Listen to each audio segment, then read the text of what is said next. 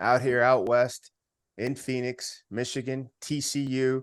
These two kind of have these big flowing stories. Michigan, they're running it back on a redemption season. TCU is the wedding crashers. Here they go.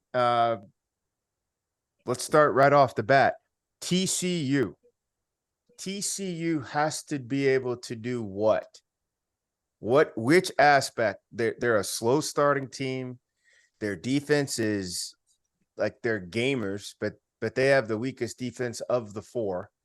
And their quarterback is a vet, but he's grown a ton. Probably the most growth of all four quarterbacks this season, especially given to where he started the season out.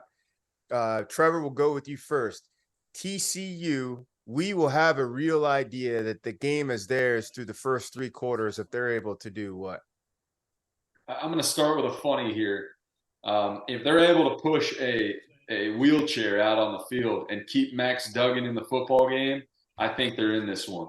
That kid, I mean, what he has shown in terms of toughness, the blood, the tears, the limps, the guy is tough. And if he can make it through four quarters in this one, I think that TCU stays in the football game just based off of willpower alone. That being said, they're going to have to play their best football game. I mean, there's absolutely no doubt about it. They're clearly the underdog in terms of talent.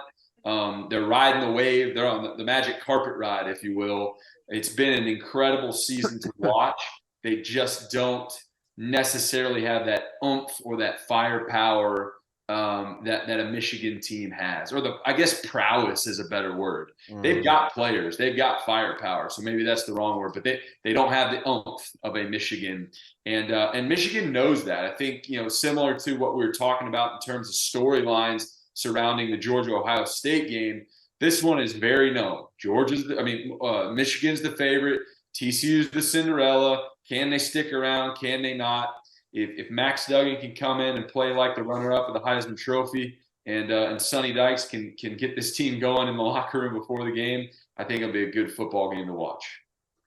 Hack, for it to be a great game to watch and for TCU to have that chance that Trevor's talking about, do they have to go kitchen sink mode on this? Do they have to have exotics on special teams? Well, for not to nerd out, but do they need an onside kick for no reason? Do you need a double pass? Do you have to get back in the back chapter of the playbook for this? I think there's a fine balance, right? And you talked about slow starts. I mean, Michigan's had their spell of slow starts this year as well. So I think that's going to be a very astute point, especially with or something to pay attention to as a fan. There's so much adrenaline and so much hype coming into these games. You can hardly imagine, I think, as a normal fan sitting there, what goes through these kids' minds. And I think once the dust settles, if both of these teams can come out fast and flare, I think the first two quarters, I think, could be really, there could be a lot of fireworks in these first two quarters on both sides of the ball, mainly because of what Trevor said. Max Duggan, as long as he's in this ball game, I know it was a loss in the Kansas State game, but the fucking nuts on that kid after that performance, I got a ton of respect for him. It was very, very impressive. So as long as he's on the field for the Horned Frogs, they got a shot. But I really do think that these two teams, they have some similarities. The kitchen sink may have to come, but I think TCU has to be careful with it. I think they have to be strategic and feel it within the game. But without a doubt, I think that they're going to need some help, whether it be a special teams play, a couple of big turnovers, a pick six, something crazy like that. They're going to need some help and be able to continue to ride that momentum throughout the game if they're going to ultimately pull this off. I agree with you. I agree with both of you. The thing I'm going to be curious about, Michigan defensively looks like they have 13 guys out there.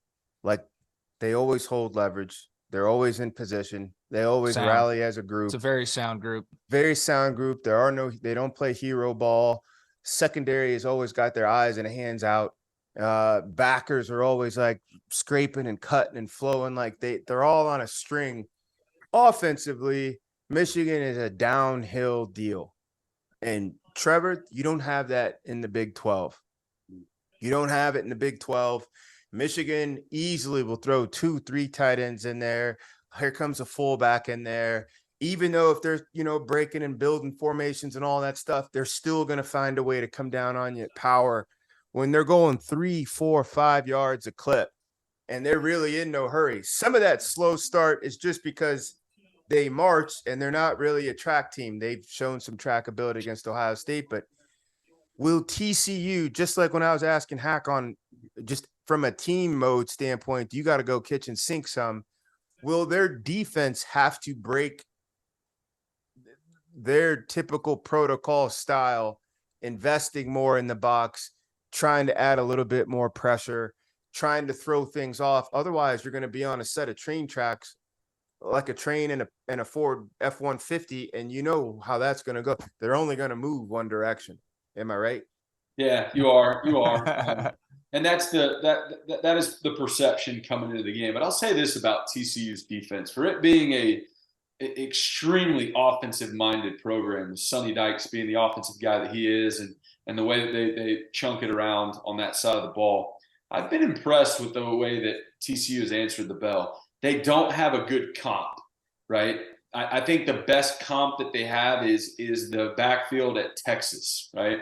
Which is a phenomenal backfield with BJ and Robinson and Roshan Johnson, which I think is every bit as good as any backfield in the country. But you don't have the big boys up front at Texas yet that a Michigan does, and so they have risen to the occasion when it comes to that. But this is one of those games. I'll relate it to Mojo going up against Dallas Carter, Odessa Permian, Dallas Carter, and Friday Night Lights, the movie. Obviously, one of them is bigger, more talented. They're going to walk in there with bigger size, but it's all about what kind of heart does TCU come out with, and for one game, can they give it all that they got to make it to the show? And again, they've got some pieces of the puzzle. They've shown some brightness. They're just going to have to put it all together and leave it all out there on the field. It's going to be fascinating. I'm so excited to watch that.